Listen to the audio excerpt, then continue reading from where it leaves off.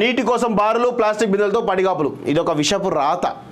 ఎక్కడ ఏ చిన్న అంశం దొరికినా దాన్ని రాయడము ఈ విషపత్రిక అంటే కేసీఆర్ డైరెక్షన్లో జరుగుతున్నటువంటి ఈ విషం జిమ్మేటువంటి పత్రిక ప్రతి దాంట్లో కూడా ఇదే జరుగుతుంది.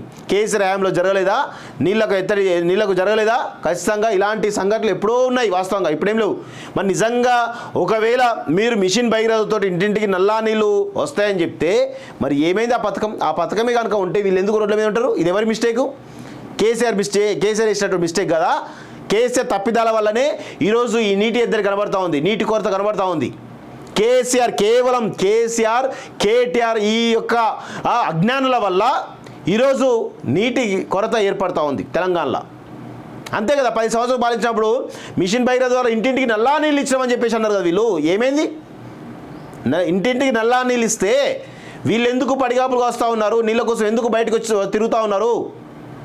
అంటే ఇది ఖచ్చితంగా కేసీఆర్, కేటీఆర్ నిర్వాహకం వల్ల ఈరోజు కాంగ్రెస్లో తెలంగాణలో కంప్లీట్గా ఈ యొక్క పరిస్థితి కనబడతా ఉంది. తాగునీటి కోసం రోడ్డెక్కిన మహిళలు రెడీ. ఇది అసలు న్యూస్. ఎందుకంటే కేసీఆర్ ఏ విధంగా ఈ తెలంగాణలో చాతగాని పాలన, దద్దమ్మల పాలన చేసిండో క్లియర్గా ఇది మనకు ఈ రెండు చూస్తే అర్థమవుతుంది వాస్తవంగా. ఈ రెండింటి ద్వారా అర్థమవుతుంది, అంతే తప్ప వేరే విషయమే లేదు.